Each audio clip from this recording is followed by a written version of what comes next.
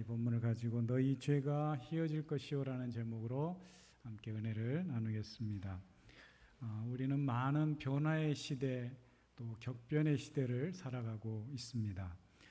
이런 이야기하면 우리 젊은 청년들은 꼰대 이야기라고 할지 모르겠지만 우리가 지금 쓰고 있는 이 전화기, 휴대폰이 정말 귀한 이런 시대가 있었어요.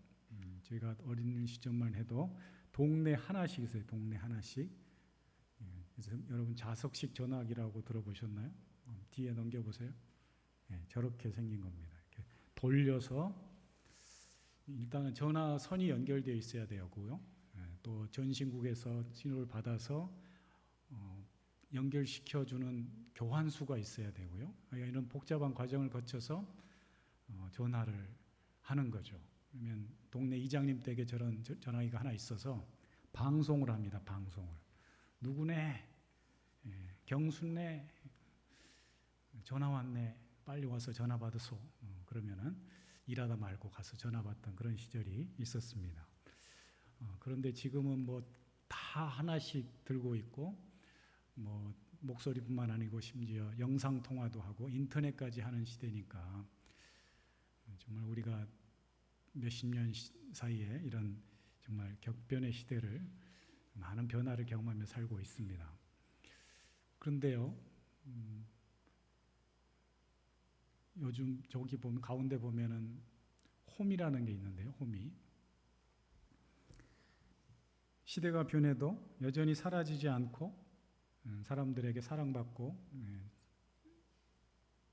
쓰임받는 도구가 있다라는 거죠. 저게 이제 미국의 인터넷 종합 쇼핑몰인 아마존에서 팔리고 있는 물건이 뭐 같아요?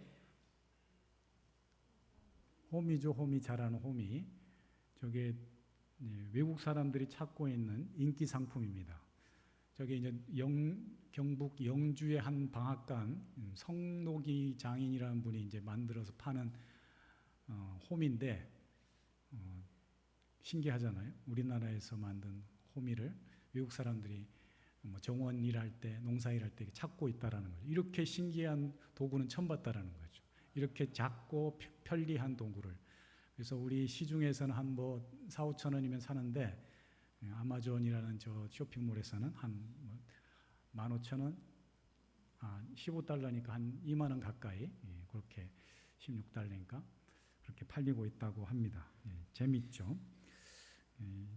우리나라에 그 오래된 과자들이 많은데 제가 자료를 찾아보니까 우리나라 과자 중에 제일 오래된 장수하는 과자 이름이 뭔지 아세요? 새우깡은 아니고요. 제가 그 순서를 찾아봤더니 뭐 꽃갈콘, 맛동산, 뭐 바나나키 이런 게 이제 오래됐다고 합니다. 그리고 3위가 뭐냐면은 조리퐁, 2위는 뭐 크라운 산도, 대망의 1위는 저도 처음 알았는데 혜태제과에서 나온 영양갱이라는 게 생긴 거 있죠. 갈색 초코바처럼 생긴 거. 그게 가장 오래됐다 그래요. 이게 1945년 해방 이후에 만들어져서 지금까지 팔리고 있다고 그러니까 뭐 70년 이상을 팔리고 있는 거죠. 그런데 그 중에서도 사람들에게 가장 오랫동안 가장 많이 팔린 과자가 어떤 과자일까요? 저기 나오는 바로 선이가요. 선이가 새우깡을 사람들이 제일 많이 사 먹는다고 합니다. 여러분 왜 이렇게 오랜 시간 세대를 거쳐가면서 사랑받는 비결이 뭘까요? 망고의 변하지 않는 진리, 찾으면 오래갑니다. 사람들이 먹고 싶어 하니까 저 맛을 잊지 못하고 계속 찾으니까 지금까지 오래 장수하고 오래 많이 팔리는 과자가 되더라라는 것이죠. 그렇습니다. 세상에 변치 않는 망고의 진리 중에 하나는 찾으면 살아남고 사람들이 찾지 않으면 잊혀지고 사라진다는 것이죠. 찾는 사람이 있으면 망하지 않고 수요가 있는 곳에 공급이 있다라는 것인데요. 여러분 제가 이걸 보면서 요즘 우리의 신앙이 우리 교회가 그런 교회가 되었으면 좋겠다. 요즘 점점 세상이 불안해지잖아요. 죄, 범죄가 너무나 흉포화되고 일상화되고 그런 정말 세상을 살아가고 있는데, 이런 세상에서, 불안한 세상 속에서 교회가 적어도 좀 위로가 되고 소망이 돼야 하는데, 우리 교회가 그런 역할들을 잘 감당하고 있나, 그런 생각을 해보게 되는 것이죠. 세상 사람들이 우리 교회를 생각할 때에 다른 것은 없어도 교회는 꼭 있어야 돼. 교회는 반드시 필요해. 꼭 필요해. 이런 생각을 가진 사람들이 많으면 좋겠는데 꼭 그렇지는 않은 것 같습니다. 물론 교회가, 우리의 신앙이 사람들의 수요에 의해서 궁극적으로 필요하다, 그런 필요성을 말할 수는 없겠지만, 그러나 사람들이 찾는 교회, 세상이 필요로 하는 교회가 되어야 할 줄 믿습니다. 왜냐하면 주님께서 우리를 빛과 소금으로 부르셨기 때문에 이 세상 속에서 감당해야 될 그런 분명한 사명이 있다면 사람들에게 찾는 교회, 사람들이 찾는 교회, 필요로 하는 교회가 되어야 된다라는 것이죠. 세상은 그러하다 해도 우리 하나님께서 지금 이스라엘 백성들을 향해서 깊은 탄식과 또 한숨을 내쉬고 계십니다. 지금 이스라엘 백성들을 향해서, 택한 백성인 이 이스라엘 백성들을 향해서 하나님이 안타까운 마음으로 탄식하고 있는 모습이 오늘 이사야의 우리가 읽은 본문 1장에 나오고 있습니다. 잘 아시는 대로 하나님은 이스라엘을 특별한 존재로 불렀습니다. 그렇죠. 세상에 많은 민족 백성들이 있지만은 그 중에서 이스라엘을 택하여서 하나님은 거룩한 백성, 거룩한 하나님의 백성, 나의 선민으로 불러주셨습니다. 이스라엘 백성들이 애굽 땅에서 종살이 할 때에 하나님께서 모세를 불러서 말씀하시기를, 너는 가서 내 백성을 보내라고 바울에게 말하라, 바로에게 말하라, 이렇게 이야기합니다. 내 백성을 보내라. 또 모세가 바로 앞에 나아가서 이렇게 말합니다. 여호와께서 말씀하시기를, 내 백성을 보내라. 내 백성이 저 광야에서 절기를 지켜야 할 것이다. 이렇게 하나님의 말씀을 선포합니다. 하나님은 이처럼 모세를 통해서 계속해서 이스라엘을 내 백성, 나의 백성이라고 말하고 있습니다. 너희를 내 백성으로 삼고 나는 너희의 하나님이 되리니, 이런 나를 너희가 알지니라, 이런 말씀을 계속해서 반복해서 하고 있습니다. 하나님께서 이스라엘을 택하여서 당신의 친백성으로 삼아주시고 제사장 나라로 삼아주셨습니다. 하나님께서 이스라엘을 제사장 나라로 택하여 삼으셨다라는 것은 이스라엘은 제사를 통해서 나와 관계를 온전히 유지할 수 있다. 반드시 내게 제사를 드리는 백성이 되어야 된다라는 의미가 담겨 있는 것이죠. 저들의 첫 번째 사명은 제사를 잘 드리는 것이었습니다. 그런데 안타깝게도 오늘 하나님께서 이스라엘 백성들을 향해서 스톱, 더 이상 너희의 재물을 가져오지 마라. 너희의 무수한 재물이 내게 무엇이 유익하냐? 헛된 재물을 가져오지 말라.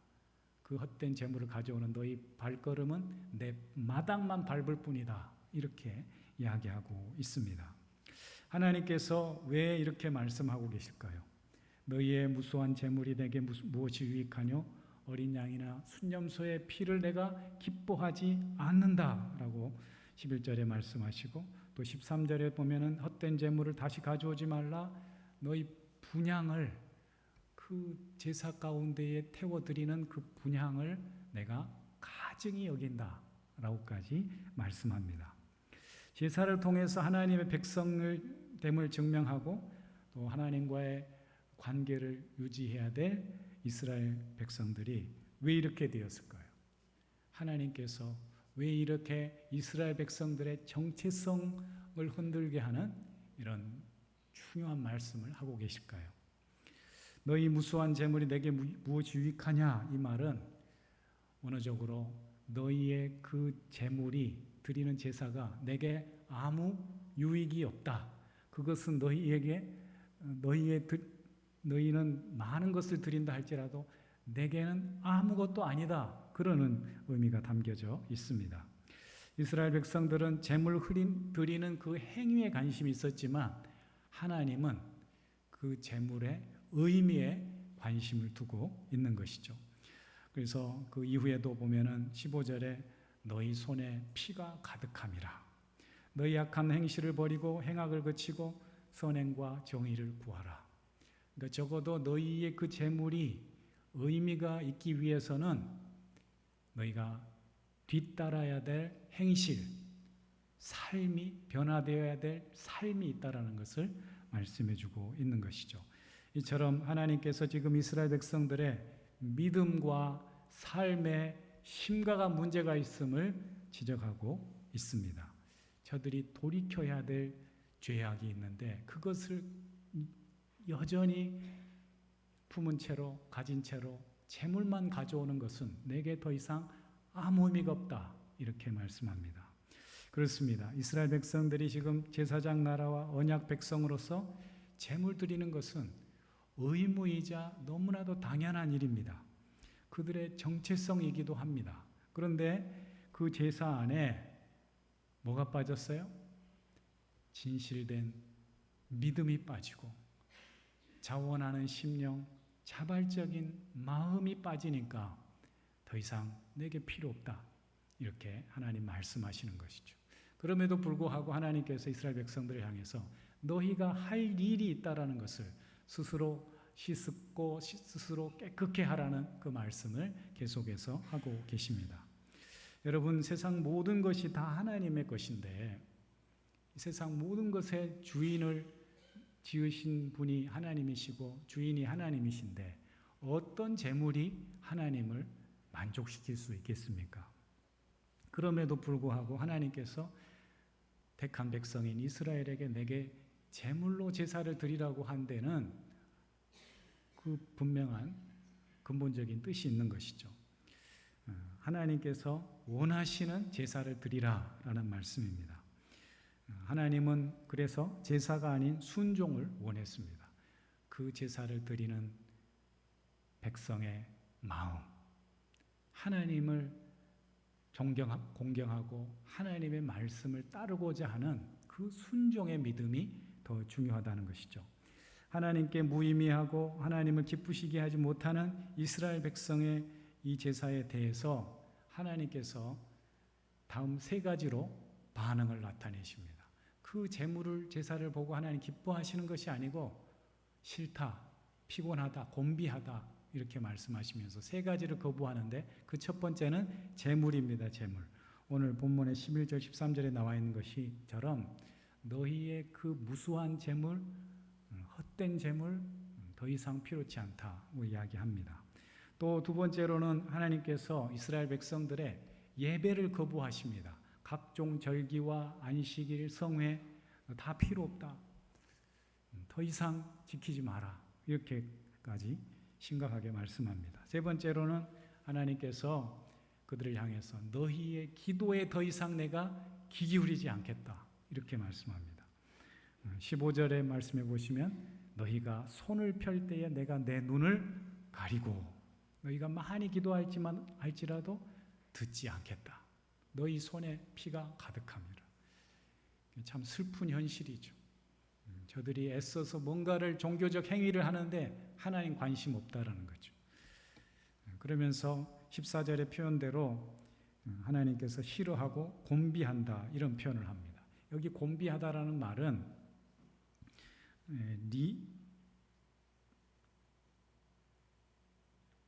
리브라는 표현인데 피곤하다, 피로하다라는 뜻도 있지만 슬프다, 분노하게 하다 이런 뜻이 있어요.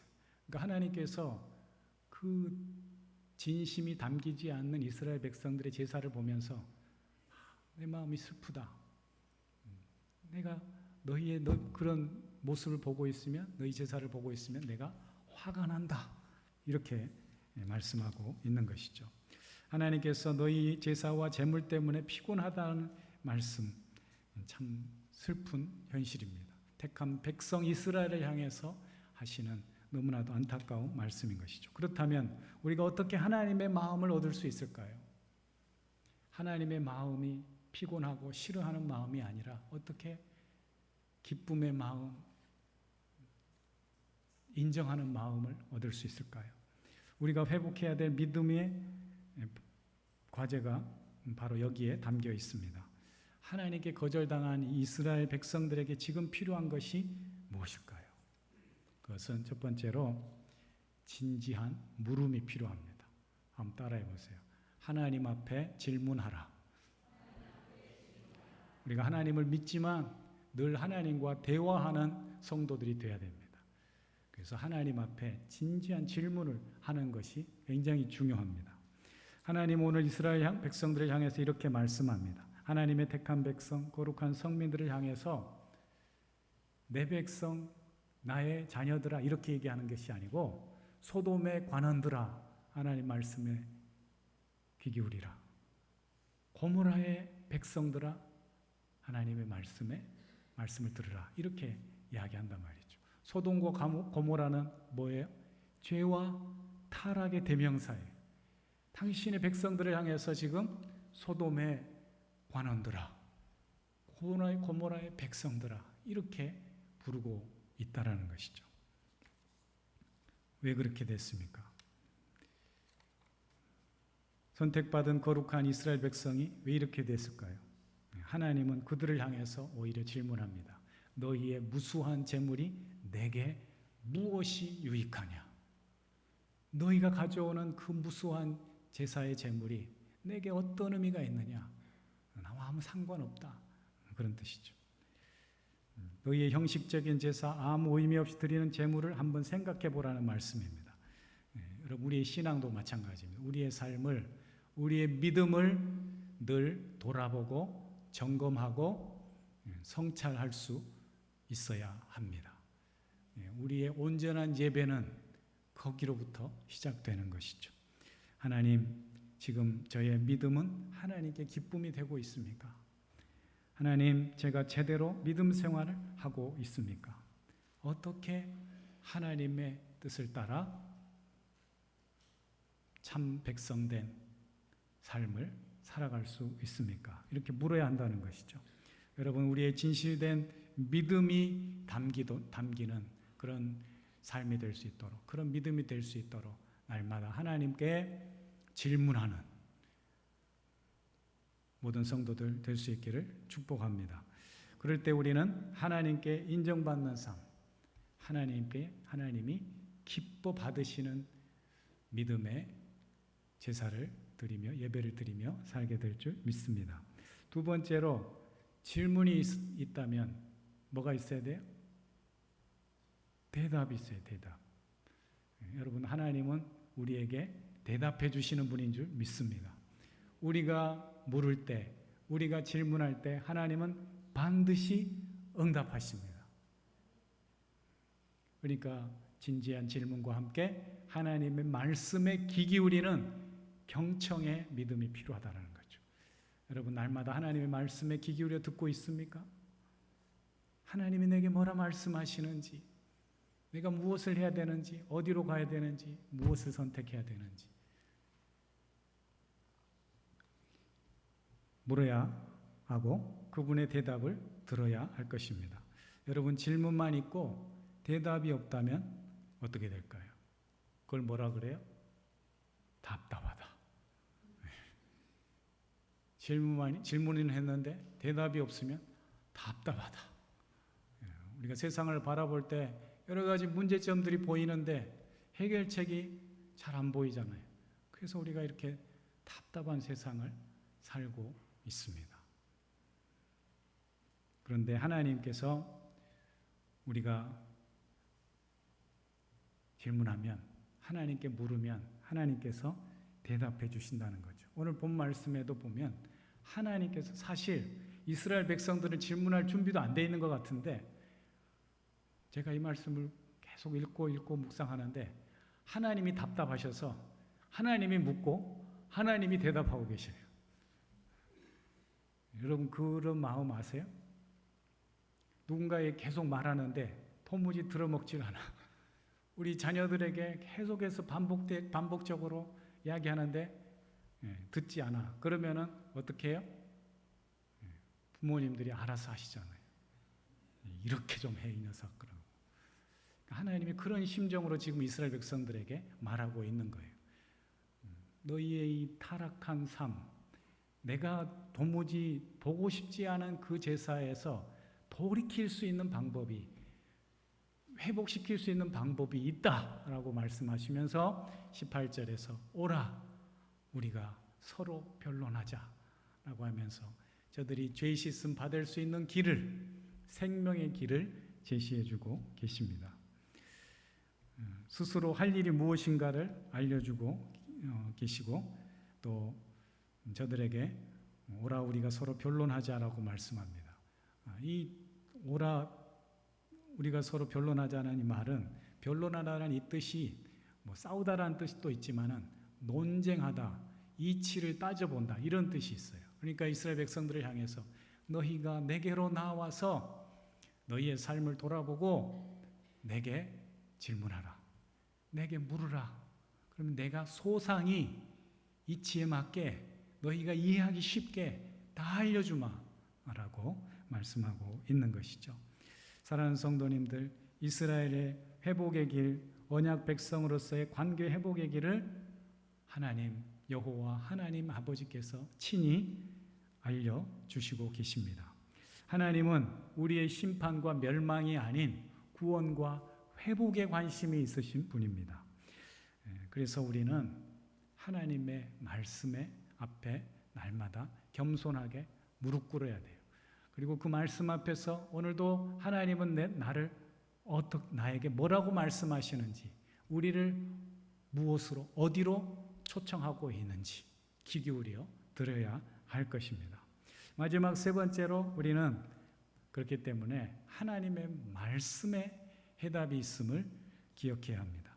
여러분 한번 따라해 보세요. 말씀 순종이 생명의 길이다. 하나님께서 우리를 회복시키시고 우리의 갈 길을 알려주실 때에 말씀으로 찾아오신다는 거예요. 하나님의 초청은, 말씀의 초청은 사랑의 초대요, 초청입니다. 하나님께서 우리에게 회개를 촉구하시는 것도 결국은 우리를 살려내시려고, 우리를 구원하시려고 하나님의 친백성으로서 하나님의 거룩한 자녀다운 삶을 살 수 있도록 그 길을 친히 보여주고자 합니다라는 것이죠. 여러분, 우리의 구원의 길은 오직 하나님께 있는 줄 믿습니다. 우리 스스로 할 수 있는, 해야 될 일도 있지만 우리가 할 수 없는 일이 있어요. 지금도 제가 기억할 어릴 때 그 주일학교 때 배웠던 그 선생님의 예화 말씀 중에 이런 게 생각이 나요. 톰이라는 흑인 아이가 있었는데 나는 왜 이렇게 까만 흑인으로 태어났을까? 그래서 집에 가서 열심히 비누로 수십 번을 닦아보고 해도 자기 피부가 변하지 않더라는 거예요. 어떻게 하면 내 피부를 하얗게 바꿀 수 있을까? 그래서 거친 돌로 막 자기 피부를 문질러 보기도 하고 바위에 자기의 몸을 문질러 보기도 하고 해도 하얗게 되기는커녕 오히려 피부가 벗겨져서 피만 나왔다. 그런데 하나님께서 우리 죄를, 우리의 다 씻을 수 없는 이 죄를 위해서 예수님을 보내시고 그분이 예수님 십자가 위에서 피를 흘려주셔서 우리가 모두 다 깨끗게 되었다. 죄로부터 깨끗게 된 하나님의 자녀가 되었다. 이런 제가 말씀을 들었던 기억이 있어요. 그렇죠. 우리의 죄를 씻으시고 해결하실 수 있는 분은 오직 하나님이신 줄 믿습니다. 그분이 아들 예수 그리스도를 이 땅에 보내셔서 그 십자가 죽음과 부활을 믿는 자에게 깨끗게 되고 성결케 된 하나님의 자녀의 특권을 허락해 주신 줄 믿습니다.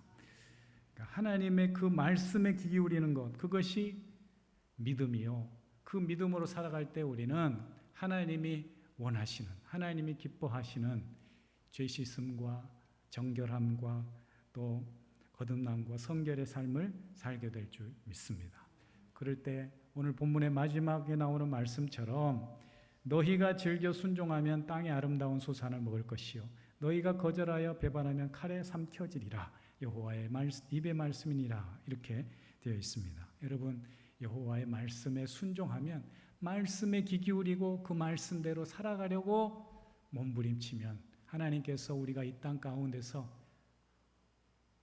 얻을 수 있는 가장 아름다운 소산, 아름다운 인생의 열매를 맛보며 살아가게 될 줄 믿습니다. 그러나 그 반대로 하나님의 말씀을 외면하고 말씀에 등 돌리고 말씀을 거절하면서 살아가는 그 인생은 칼에 망하여지리라. 세상의 전쟁과 재난과 위기를 거스릴 수 없는 그런 환난의 삶을 살게 될 것이다. 이렇게 말씀합니다.